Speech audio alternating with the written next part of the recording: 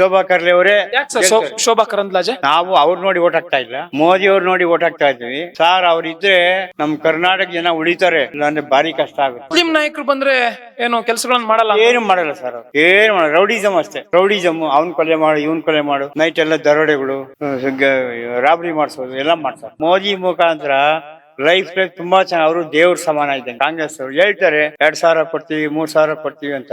ಅದು ಕೆಲವರಿಗೆ ಬಂದಿದೆ, ಕೆಲವರಿಗೆ ಇಲ್ಲ. 2,000 ಕೊಡ್ತೀವಿ ಅಂದ್ರು, ಎಲ್ಲಿ ಬಂದಿದೆ? ಇಲ್ಲ. ನಮಸ್ತೆ ವೀಕ್ಷಕರೇ, ಕರ್ನಾಟಕ ಟಿವಿಗೆ ಸ್ವಾಗತ. ನಾನು ಜೋಯಲ್ ಐಗೋಡ್. ಲೋಕಸಭಾ ಚುನಾವಣೆ ಕರ್ನಾಟಕದಲ್ಲಿ 2 ಹಂತದಲ್ಲಿ ಅಂತಂದ್ರೆ ಟೋಟಲ್ ಆಗಿ 28 ಕ್ಷೇತ್ರಗಳಲ್ಲಿ ಕೂಡ ಕಂಪ್ಲೀಟ್ ಆಗಿದೆ. ಆದ್ರೆ ಮಳೆ ನಿಂತರೂ ಮಳೆ ಹನಿ ನಿಲ್ಲಿಲ್ಲ ಅನ್ನೋ ಹಾಗೆ ಎಲೆಕ್ಷನ್ ಆಫ್ಟರ್ ಎಲೆಕ್ಷನ್ ಕೂಡ ಈ ಒಂದು ಚುನಾವಣೆಯ ಮಾತುಗಳು ಕೇಳಿ ಬರ್ತಾ ಇದಾವೆ. ಅಂದ್ರೆ ರಾಜಕೀಯವಾಗಿ ಲೆಕ್ಕಾಚಾರಗಳು ಶುರುವಾಗಿದೆ. ಯಾರು ಯಾವ ಕ್ಷೇತ್ರದಲ್ಲಿ ಗೆಲ್ತಾರೆ, ಯಾವ ಕ್ಷೇತ್ರದಲ್ಲಿ ನಮ್ಗೆ ಹಿನ್ನಡೆ ಆಗುತ್ತೆ, ಯಾವ ಕ್ಷೇತ್ರದಲ್ಲಿ ನಾವು ನಮ್ಮ ಅಭ್ಯರ್ಥಿ ಗೆಲ್ತಾರೆ ಅನ್ನುವಂತಹ ಮಾತುಕತೆಗಳು ಎರಡೂ ಪಕ್ಷದಲ್ಲಿ ಅಂತಂದ್ರೆ ಮೇಜರ್ ಆಗಿ ಬಿಜೆಪಿ ಹಾಗೂ ಜೆಡಿಎಸ್ ಮೈತ್ರಿ, ಹಾಗೇನೆ ಕಾಂಗ್ರೆಸ್ ಪಕ್ಷದಲ್ಲಿ ಈಗಾಗಲೇ ಶುರುವಾಗಿದೆ. ಸೊ ಈ ನಿಟ್ಟಿನಲ್ಲಿ ಯಾರು ಎಲ್ಲಿ ಗೆಲ್ತಾರೆ ಅನ್ನುವಂತಹ ಲೆಕ್ಕಾಚಾರವನ್ನ ಇಟ್ಕೊಂಡು ಏನು ಮತದಾರ ಪ್ರಭು ಏನೋ ಒಂದು ಮತದಾನ ಮಾಡಿದ ಬಳಿಕವೂ ಕೂಡ ಅದನ್ನ ತಲೆಯಲ್ಲಿ ಏನಿದೆ ಅನ್ನುವಂಥದ್ದನ್ನ ತಿಳ್ಕೊಳ್ಳುವಂತ ಪ್ರಯತ್ನವೇ ಈ ಒಂದು ಕಾರ್ಯಕ್ರಮದ ಉದ್ದೇಶ. ಸೊ ಆ ನಿಟ್ಟಿನಲ್ಲಿ ನಾನೀಗ ಸದ್ಯಕ್ಕೆ ಇಲ್ಲೊಬ್ರು ಇದ್ದಾರೆ, ಅವರನ್ನ ಮಾತಾಡಿಸ್ತೀನಿ. ಯಾವ ರೀತಿಯಾಗಿ ಅಂದ್ರೆ ಈ ಒಂದು ಲೆಕ್ಕಾಚಾರ ಹೇಗಿದೆ, ಹಾಗೇನೆ ಚುನಾವಣೆ ಬಳಿಕ ಅವ್ರಿಗೆ ಏನ್ ಅನಿಸ್ತಾ ಇದೆ ಅನ್ನುವಂಥದ್ದನ್ನ ಕೇಳೋಣ. ಸರ್ ನಮಸ್ತೆ. ಸ್ವಲ್ಪ ಜಾಗ. ಎಸ್ ಸರ್, ಆರಾಮಿದ್ದೀರಾ ಸರ್? ಎಸ್, ನಿಮ್ಮ ಹೆಸರು? Hemanand Reddy. Hemanand Reddy. Yes sir. Sir, ಈಗ ಚುನಾವಣೆ ಮುಗಿದಿದೆ. ಚುನಾವಣೆ ನಂತರವೂ ಕೂಡ ಏನ್ ಅನಿಸ್ತಾ ಇದೆ ನಿಮ್ಗೆ? ಫಸ್ಟ್ ಆಫ್ ಆಲ್ ನೀವು ಯಾವ ಏರಿಯಾ ಅಂದ್ರೆ ಯಾವ ಕ್ಷೇತ್ರಕ್ಕೆ ಸೇರಿದವರು? ಮಲ್ಲೇಶ್ವರಂ ಕ್ಷೇತ್ರ. ಮಲ್ಲೇಶ್ವರಂ ಅಂದ್ರೆ ಬೆಂಗಳೂರು ಉತ್ತರ. ಸೊ ಬೆಂಗಳೂರು ಉತ್ತರಕ್ಕೆ ಏನು ರಾಜೀವ್ ಗೌಡ್ರು ಕಾಂಗ್ರೆಸ್ ನಿಂದ ಸ್ಪರ್ಧಿಸಿದ್ರು, ಹಾಗೇನೆ ಇದು ಬಿಜೆಪಿಯಿಂದ ಶೋಭಾ ಕರಂದ್ಲಾಜೆ. ಸೊ ಆ ಲೆಕ್ಕದಲ್ಲಿ ನೋಡೋಕ್ ಹೋದ್ರೆ ಈ ಒಂದು ಲೆಕ್ಕಾಚಾರವನ್ನು ಗಮನಿಸಿದ್ರೆ ನಿಮ್ಗೆ ಯಾರ ಮೇಲುಗೈ ಆಗ್ಬೋದು ಅಂತ ಅನ್ಸುತ್ತೆ? ಮೇಲ್ಗೈ ಅಂದ್ರೆ ಇವ್ರೆ ಶೋಭಾ ಕರ್ಲೆ ಅವರೇ. ಯಾಕೆ ಸರ್ ಶೋಭಾ ಕರಂದ್ಲಾಜೆ? ನಾವು ಅವ್ರು ನೋಡಿ ಓಟ್ ಹಾಕ್ತಾ ಇಲ್ಲ, ಮೋದಿ ಅವರು ನೋಡಿ ಓಟ್ ಹಾಕ್ತಾ ಇದ್ವಿ. ಅವ್ರ ಮಕ ನೋಡಿ ನಾವು ಓಟ್ ಹಾಕ್ಬೇಕು ಹೊರತು ಇವ್ರು ನೋಡಿ ಓಟ್ ಹಾಕಕ್ ಆಗಲ್ಲ. ಯಾಕೊತ್ತಾ, ಕೆಲಸ ಮಾಡ್ತಿರೋದು ನಮ್ ದೇಶಕ್ಕೋಸ್ಕರ ಕಷ್ಟ ಪಡ್ತಾ ಇರೋದು ಮೋದಿಜಿಯವರು. ಅವರು ಗ್ರ್ಯಾಂಡ್ ಫಾದರ್ ಇದಂಗೆ, ಅವರೇ ಗೆಲ್ಬೇಕು. ಅವ್ರು ಗೆದ್ರೆ ಇನ್ನು 10 ವರ್ಷ ಆಯ್ತು ನಮ್ ಇಡೀ ಇಂಡಿಯಾ ಚೆನ್ನಾಗಿರ್ತದೆ, ನಮ್ ಕರ್ನಾಟಕ ಚೆನ್ನಾಗಿರ್ತದೆ, ಎಲ್ಲ ಚೆನ್ನಾಗಿರ್ತದೆ. ಸರಿ ಸರ್, ಹಾಗಿದ್ರೆ ಶೋಭಾ ಕರಂದ್ಲಾಜೆ ಅವರು ಇಲ್ಲಿನ ಸ್ಪರ್ಧಿ ಅನ್ನೋದ್ಕಿಂತ ಹೆಚ್ಚಾಗಿ ಇಲ್ಲಿಗೆ ನೀವು ಗೆಲ್ತಾರೆ ಅಂತ ಹೇಳೋ ಕಾರಣಕ್ಕೆ ಅವರು ಜನಪ್ರತಿನಿಧಿಯಾಗಿ ನಿಮ್ಮೆಲ್ಲಾ ಜನಗಳನ್ನ ಪ್ರತಿನಿಧಿಸಿ ಅವ್ರ ಕೆಲಸಗಳನ್ನ ಮಾಡ್ತಾರೆ ಅಂತ ಅನ್ಸುತ್ತೆ? ಮಾಡ್ತಾ ಇದ್ದಾರೆ, ಎಲ್ಲ ಮಾಡ್ತಾ ಇದ್ದಾರೆ. ಇವಾಗ ಗೆದ್ದಿದ್ದಾರೆ, ಮನೆಗಿದ್ದಾರೆ. ಇವಾಗ ಗೆಲ್ತಾರೆ, ಕೆಲಸಗಳು ಮಾಡ್ತಾ ಇದ್ದಾರೆ. ಅವ್ರ ಭಾಗವಾಗಿ ಅಶ್ವಥ್ ನಾರಾಯಣ ಇದ್ದಾರೆ, ಅವ್ರು ಗೆದ್ರು. ಆದ್ರೆ ಅಲ್ಲಿ ಕಾಂಗ್ರೆಸ್ ಬಂತು, ಆದ್ರೂ ಕೂಡ ಅವರು ಶ್ರದ್ಧೆ ವಹಿಸಿ ನಮ್ಮ ಏರಿಯಾನ ಇಂಪ್ರೂವ್ಮೆಂಟ್ ಮಾಡ್ತಾವ್ರೆ. ಅಂದ್ರೆ ಸರ್, ಈಗ ಶೋಭಾ ಕರಂದ್ಲಾಜೆ ಅವರು ಎಲೆಕ್ಷನ್ ಗಿಂತ ಮುಂಚೆನೆ ಕೆಲಸಗಳನ್ನ ಮಾಡ್ತಿದ್ರು ಅಂತ? ಮಾಡ್ತಾ ಇದ್ದಾರೆ. ಬರೋರು ಹೋಗೋರು ಕಷ್ಟ ಸುಖ ಕೇಳೋರು, ಹೆಲ್ಪ್ ಮಾಡಿದ್ದಾರೆ, ಸಹಾಯ ಮಾಡಿದ್ದಾರೆ. ನೋಡಿ, ಏರಿಯಾಗಳು ಬಸ್ಗಳು ಇರ್ಲಿಲ್ಲ, ಈ ಬಸ್ ಎಲ್ಲ ಕರೆಕ್ಟಾಗಿ ಬರ್ತದೆ. ಶಿವಾಜಿನಗರ, ಮಾರ್ಕೆಟು, ಮೆಜೆಸ್ಟಿಕ್ ಎಲ್ಲ ಬಸ್ಗಳು ತರಿಸಿದ್ರು. ಫೋನ್ ಮಾಡಿ ಹೇಳಿದ್ರು ಕೂಡ ಬಸ್ ಬರ್ತದೆ, ಕ್ಲೀನ್ ಮಾಡಿಸಿದ್ರು, ಎಲ್ಲ ಮಾಡ್ತಾರೆ. ಸರ್, ನೀವು ಗಮನಿಸಿರ್ತೀರಾ, ಉಡುಪಿ ಚಿಕ್ಕಮಗಳೂರು ಏನು ಕ್ಷೇತ್ರ ಅವ್ರದ್ದಾಗಿತ್ತು, ಅಲ್ಲಿ MP ಆಗಿದ್ರು ಅವರು. ಗೋ ಬ್ಯಾಕ್ ಶೋಭಕ್ಕ ಅಂತ ಅಭಿಯಾನವನ್ನು ಶುರು ಮಾಡಿದ್ರು. ಶೋಭಾ ಕರಂದ್ಲಾಜೆ ಅವರಿಗೆ ಅಲ್ಲಿ ಸ್ಪರ್ಧೆ ಮಾಡೋಕೆ ಬಿಡ್ಲಿಲ್ಲ. ಸೊ ಇದು ರೇರ್ಲಿ ಆಗೋದು ಸರ್, ನಿಮ್ಗೆ ಗೊತ್ತಿರೋ ಪ್ರಕಾರ. ಅದು ಯಾಕೆ ಅಂದ್ರೆ ಅಲ್ಲಿ ಮುಸ್ಲಿಂ ಜನಾಂಗ ಕಾಂಗ್ರೆಸ್ ಅವರು ಬಿಡ್ತಾ ಇಲ್ಲ. ನಾವೇ ಮೇಲ್ಗೈ ಬರ್ಬೇಕು, ಇವ್ನು ತುಳಿಬೇಕು, ಅದು ಬಿಜೆಪಿ ಬರಬಾರ್ದು ಅಂತ ಹೇಳ್ಬಿಟ್ಟು ಅವ್ರು ಆತರ ಮಾಡಿದ್ರು. ಆದ್ರೆ ಅವ್ರು ಎಲ್ಲೋದ್ರು ಗೆಲ್ತಾರೆ.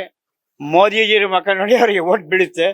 ಕೆಲಸ ಮಾಡ್ತಾರೆ ವ್ಯಕ್ತಿ, ಕೆಲಸ ಮಾಡೋಂತ ವ್ಯಕ್ತಿಗೆ ಗೆಲ್ಬೇಕಲ್ಲ ಸರ್. ಕೆಲಸ ಮಾಡಿದ್ರೆ ಆ ಮಾತು ಬರ್ತಿತ್ತು ಅಂತ ಅನ್ಸುತ್ತಾ ನಿಮ್ಗೆ? ಅಂದ್ರೆ ಗೋ ಬ್ಯಾಕ್ ಅನ್ನುವಂತ ಚಳುವಳಿ ನಡೀತಿತ್ತು ಅಂತ ಅನ್ಸುತ್ತಾ? ಇಲ್ಲ. ಮತ್ತೆ ಅಂದ್ರೆ ಅಲ್ಲಿ ಕೆಲಸಗಳನ್ನ ಮಾಡಿದ್ದಾರೆ ಅಂತ ಅಂದ್ರೆ ಕೆಲಸಗಳನ್ನ ಮಾಡಿದ್ರೆ ಜನಗಳು ಅವ್ರು ಸಪೋರ್ಟ್ ಮಾಡ್ತಿದ್ರಲ್ವಾ? ಮಾಡ್ತಾ ಇದ್ರು, ಅವ್ರು ಮಾಡ್ತಾರೆ. ಆದ್ರೆ ಬೇರೆ ಜನ ಬಿಡ್ಬೇಕಲ್ಲ. ಓಕೆ, ಏನೋ ಒಂದು ಒಳ್ಳೆಯವ್ರೆ, ಇವ್ರು ಮೇಡಮ್ ಅವ್ರು ಒಳ್ಳೆಯವರು. ಆದ್ರೆ ಜನ ಶೂ ಬಿಡ್ತಾರೆ, ಅವ್ರನ್ನ ಅವ್ರಿಗೆ ತುಳಿಬೇಕು ಮಾಡ್ತಾರೆ. ಗೊತ್ತಾಯ್ತಾ? ಆ ತರ ಇದೆ.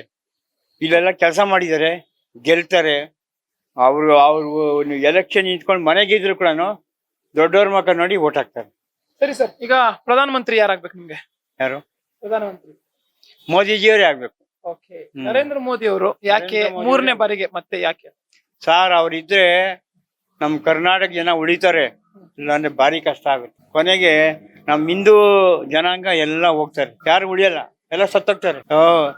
ಯಾವ ಲೆಕ್ಕದಲ್ಲಿ ಹಾಗೆ ಹೇಳ್ತಾ ಇದೀರಾ ಸರ್? ಹೌದು, ಈಗ ನೋಡಿ ಎಲ್ಲಿ ನೋಡಿದ್ರು ಮುಸ್ಲಿಂ ಒಬ್ಬ ಆಟೋ ರಿಕ್ಷಾ ಡ್ರೈವರ್ಗೆ 12 ಜನ ಮಕ್ಕಳು, 8 ಜನ ಮಕ್ಕಳು. ಅದೇ ನಮ್ ಹಿಂದೂ ಜನ ಒಂದೇ ಸಾಕು ಅಂತ ಆಪರೇಷನ್ ಮಾಡ್ಕೊಂಡು ಈಗ ಎಲೆಕ್ಷನ್ ವೋಟ್ ಬಂದ್ರು ಕಡಿಮೆ ಬೀಳ್ತದೆ. ಸರ್ ಈಗ ನೆಕ್ಸ್ಟ್ ಅವರು ಈಗ ನಡೀತಾ ಇರತಕ್ಕಂತಹ ಏನು ಹಿಂದೂಗಳ ಏನು ಸಂಖ್ಯೆ ಕಡಿಮೆ ಆಗ್ತಾ ಇರೋದು ಗಣನೀಯವಾಗಿ ಅಂತಂದ್ರೆ, ಕಡಿಮೆ ಮೀನ್ಸ್ ಏನು ಈಗಿನ ಏನು ಜನನ ಪ್ರಮಾಣ ಕಡಿಮೆ ಆಗ್ತಾ ಇರುವಂತದ್ದು, ಹಾಗೇನೆ ಮುಸ್ಲಿಮರ ಏನು ಜನಸಂಖ್ಯೆ ಜಾಸ್ತಿ ಆಗ್ತಾ ಇರುವಂತದ್ದು, ಆ ವಿಚಾರವಾಗಿ ಹೇಳ್ತಾ ಇದ್ದೀರಾ? ಅದು ಹೌದು, ಆ ವಿಚಾರನೇ ಹೇಳ್ತಾ ಇದ್ದೀನಿ. ಈಗ ಅವರೇ ಜನಸಂಖ್ಯೆ ಜಾಸ್ತಿ ಆಗ್ತಾ ಇದೆ, ನಮ್ ಹಿಂದೂ ಜನ ಇಲ್ಲ, ಎಲ್ಲ ಸಾಕು, ಒಂದ್ ಮಗು ಸಾಕು, ಮಕ್ಕಳು ಬೇಡ ಅಂತಾರೆ. ಈಗಿನ ತಕ್ಕನಾಗಿ ನಮ್ ಹಿಂದೂ ಜನ ಬೆಳಿಬೇಕು ಅಂತ ನಾವ್ ಹೇಳ್ತೀವಿ. ಇದು ಏನು ಪ್ರಜಾಪ್ರಭುತ್ವ ರಾಷ್ಟ್ರ, ಜಾತ್ಯತೀತ ರಾಷ್ಟ್ರವಾಗಿರೋದ್ರಿಂದ ಎಲ್ರಿಗೂ ಬದುಕುವಂತ ಹಕ್ಕು ಸಮಾನವಾಗಿರುತ್ತಲ್ಲ ಸರ್, ಆ ನಿಟ್ಟಿನಲ್ಲಿ ಯಾಕೆ ಅಂದ್ರೆ ನೋಡ್ಬೋದಲ್ವಾ ಸರ್, ಎಲ್ಲರೂ ಅವ್ರಿಗೆ ಬೇಕಾದ ಹಾಗೆ ಬದುಕುವಂತ ಒಂದು ಸ್ವಾತಂತ್ರ್ಯ ಇದೆ ಅಲ್ಲ, ಏನ್ ಹೇಳ್ತಾರೆ?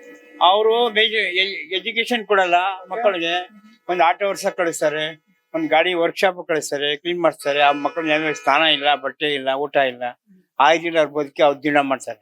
ಆ ಜೀವನ ನಮ್ ಹಿಂದೂ ಜನ ಮಕ್ಕಳು ವಿದ್ಯಾಭ್ಯಾಸ ಕೊಡ್ಬೇಕು, ಅವ್ರು ಓದಿಸ್ಬೇಕು, ಒಳ್ಳೆ ಸ್ಟ್ಯಾಂಡರ್ಡ್ ಬದುಕಬೇಕು, ಎಲ್ಲ 4 ಜನತೆ ಬದುಕಬೇಕು ಅಂತ ಮಾಡ್ತಾರೆ. ಅವ್ರು ಆ ತರ ಇಲ್ವಲ್ಲ.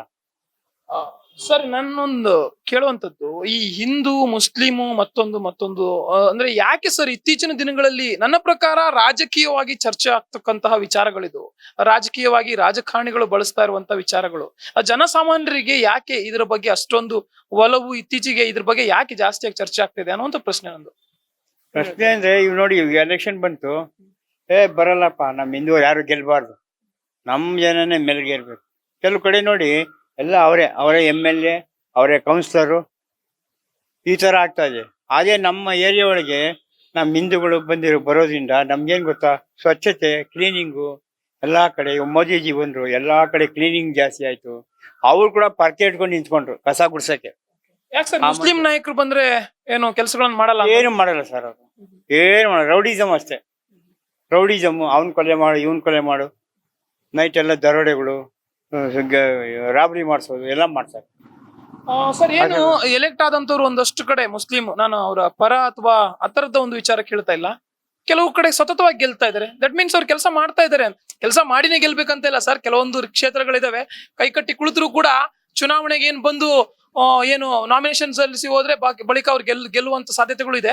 ಆದರೂ ಕೂಡ ಏನು ಕೆಲವೊಂದು ಕಡೆ ಕೆಲಸಗಳು ಮಾಡಿ ಜನಪ್ರಿಯತೆಯಿಂದ ಗಳಿಸಿರುವಂತಹ ನಾಯಕರು ಎಲ್ಲ ವರ್ಗ, ಎಲ್ಲ ಧರ್ಮದಲ್ಲೂ ಇದ್ದಾರೆ. ಸೊ ಅದೇ ರೀತಿ ಮುಸ್ಲಿಮಲ್ಲೂ ಇದ್ದಾರೆ. ಏನ್ ಹೇಳ್ತಾರೆ?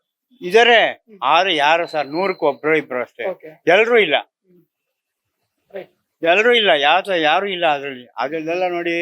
ಈಗ ಕಳ್ತನ ಮಾಡ್ದನು, ಪಿಡ್ಬೆ ಮಾಡೋನು, ಜೈಲ್ಗೆ ಹೋಗಿ ಬಂದನು, ಅವರೇ MLA ಕೌನ್ಸಿಲರ್ಗಳು ಆಗ್ತದೆ. ಗೆದ್ದ ಮೇಲೆ ಅವ್ರೊಂಥರ ಪಾಲಿಟಿಕ್ಸ್ ಅಲ್ಲಿ ಚೇಂಜ್ ಮಾಡ್ತಾ ಹೋಗ್ತಾರೆ, ಆ ತರ ಆಗಿದೆ. ಓಕೆ ಸರ್, ಈ ವಿಚಾರವನ್ನ ಇಲ್ಲಿಗೆ ಬಿಡೋಣ.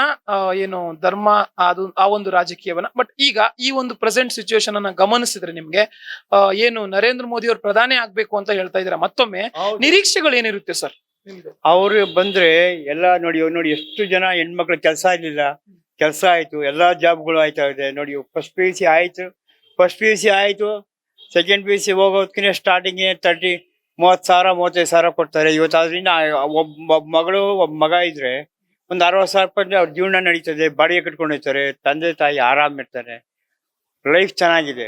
ಈಗ ಮೋದಿ ಮುಖಾಂತರ ಲೈಫ್ ತುಂಬಾ ಚೆನ್ನಾಗಿ, ಅವರು ದೇವ್ರ ಸಮಾನ ಇದ್ದಂಗೆ. ಸರಿ, ನಿಮ್ಮ ಈ ಕ್ಷೇತ್ರಕ್ಕೆ ಏನು ಪ್ರೊಫೆಸರ್ ರಾಜೀವ್ ಗೌಡ್ರು ಏನು ಕಾಂಗ್ರೆಸ್ ನಿಂದ ಸ್ಪರ್ಧಿಸಿದ್ರು, ಅವರು ಅಂದ್ರೆ ವ್ಯಕ್ತಿಗತವಾಗಿ ಹಾಗೇನೆ ಒಬ್ಬ ಸ್ಪರ್ಧಿಯಾಗಿ ಹೇಗೆ ಸರ್? ಅದು ಅಷ್ಟು ನಮ್ಗೆ ಸರಿಯಾಗಿ ಗೊತ್ತಿಲ್ಲ. ಇವರು ಮೋದಿಯವ್ರ ಬಗ್ಗೆ, ಇವರು ಪ್ರಮೀಳಾ ಜೋಶಿ ಬಗ್ಗೆ ಗೊತ್ತು. Fine sir.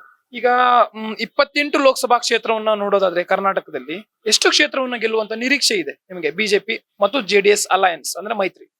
ಅದೇ ಬಿಜೆಪಿ ಗೆಲ್ಲುತ್ತೆ, ಕೆಲವು ಕಡೆ JDS ಬರ್ತದೆ. ಟೋಟಲ್ 2 ಸೇರಿ ಎಷ್ಟಾಗ್ಬೋದು ಸರ್? ಗೊತ್ತಿಲ್ಲ ಸರ್. 28ರಲ್ಲಿ ಒಂದ್ 24 ಆಗ್ಬೋದು. 24 ಫೈನ್ ಸರ್. ಆಗ್ಬೋದು. ಈ 24ಕ್ಕೆ ಏನು 24 ಬರುತ್ತೆ ಅಂತ ಏನ್ ಹೇಳ್ತಾ ಇದ್ದೀರಾ? ವಿಧಾನಸಭಾ ಎಲೆಕ್ಷನ್ ಗಮನಿಸಿದ್ರೆ ಸಾಕಷ್ಟು ಲೀಡ್ ಅಲ್ಲಿ ಕಾಂಗ್ರೆಸ್ ಗೆದ್ದು ಈಗ ಏನು ಸರ್ಕಾರ ನಡೆಸ್ತಾ ಇರುವಂತದ್ದು ಅದನ್ನ ಪಕ್ಕಕ್ಕಿಟ್ಟು ನೋಡೋಣ. ಏನು ಒಂದು 5 ಯೋಜನೆಗಳು ಜಾರಿಗೊಳಿಸಿದ್ರು ಕಾಂಗ್ರೆಸ್ ಸರ್ಕಾರ, ಅದು ಎಲ್ಲೋ ಒಂದ್ ಕಡೆ ಬಿಜೆಪಿ ಸ್ಪರ್ಧಿಗಳಿಗೆ ಎಲ್ಲೋ ಒಂದ್ ಕಡೆ ಮೈನಸ್ ಆಗ್ತಾ ಇದೆ ಅಂತ ಅನ್ಸುತ್ತಾ ನಿಮ್ಗೆ? ಅವರ ಏನು ಆ ಯೋಜನೆ ಯಶಸ್ವಿ ಆಯ್ತು ಅಂತ ಅನ್ಸುತ್ತಾ ಇಲ್ಲ ಅಂತ ಅನ್ಸುತ್ತಾ? ಅವ್ರೇನ್ ಆಗ್ತಾ ಇಲ್ಲ ಸರ್. ಕಾಂಗ್ರೆಸ್ ಅವ್ರು ಹೇಳ್ತಾರೆ 2,000 ಕೊಡ್ತೀವಿ 3,000 ಕೊಡ್ತೀವಿ ಅಂತ. ಅದು ಕೆಲವರಿಗೆ ಬಂದಿದೆ, ಕೆಲವರಿಗೆ ಇಲ್ಲ. 2,000 ಕೊಡ್ತೀವಿ ಅಂದ್ರು, ಎಲ್ಲಿ ಬಂದಿದೆ? ಇಲ್ಲ. ಹಾಗಿದ್ರೆ ಈ ಏನು ಕಾಂಗ್ರೆಸ್ ಗವರ್ಮೆಂಟ್ ಜಾರಿಗೊಳಿಸಿರುವಂತಹ ಯೋಜನೆಗಳು ಬಿಜೆಪಿ ಅಭ್ಯರ್ಥಿಗಳಿಗೆ ಏನು ಮಾರಕವಾಗಲ್ವಾ? ಅಂದ್ರೆ ಅವ್ರಿಗೆ ಎಫೆಕ್ಟ್ ಆಗಲ್ವಾ ಇದು?